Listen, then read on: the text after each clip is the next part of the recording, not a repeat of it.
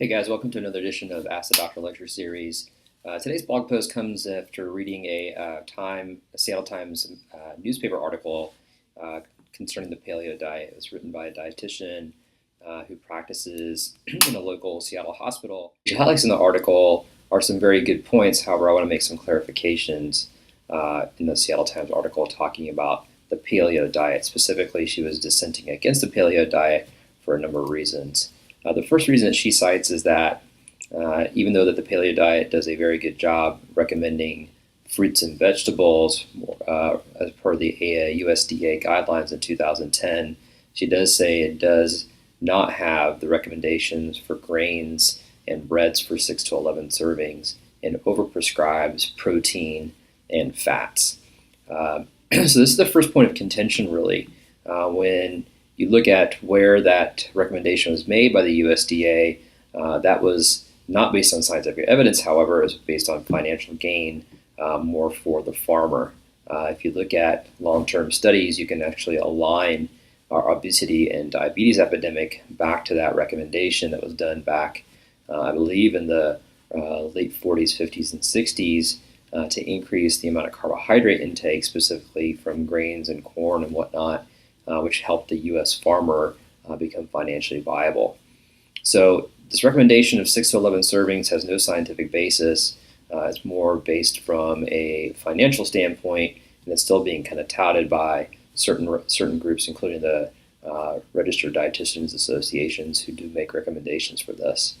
If you look at the newest literature that's coming out in the forefront, we are all realizing that the problem in the United States is sugar consumption and carbohydrate consumption, specifically from grains. This is something I talk to my patients quite frequently about when we talk about carbohydrate and sugar consumption. Though the brain can make the difference between fruit and a spoonful of sugar, if you will, the cells that actually take the nutrients in cannot tell the difference, and they still process sugar identically. Though you can have different kinds of sugar ingredients, I want to keep the conversation pretty simple. Is sugar. It's really the volume amount that's needed and volume control that's needed that's going to be the overall success story for the sugar consumption. Another point that I like to point out to a lot of my athletes when we talk about the paleo diet is that the paleo diet really, remember, is a plant-based whole food diet. When we look at a plate, a majority of our plate should be leafy greens, veggies. We want a little bit of fat in there and a side portion of protein. I think that kind of gets lost in translation sometimes when we look at these large, meaty meals.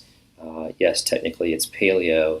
However, we are all coming from a plant-based whole food background, and that's our foundation. And onto that, what we're trying to do is trying to add the lean meats and healthy sources of fat to our diet to make it a complete package.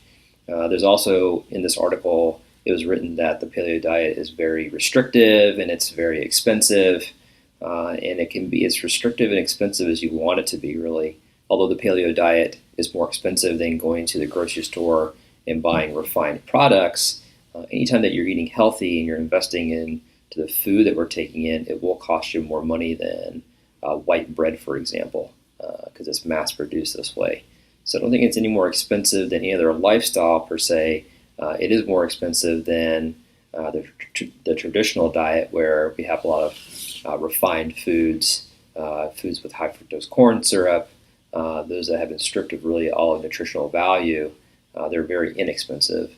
So there is a point where if you're comparing those two things, there is a price point difference. However, if we're going to eat clean and if we're going to eat whole food, that price point is pretty much the same. The other point of restriction really comes in the form of, I would say, mindset, really. You can view the paleo diet as saying you can't eat this and you can't eat that.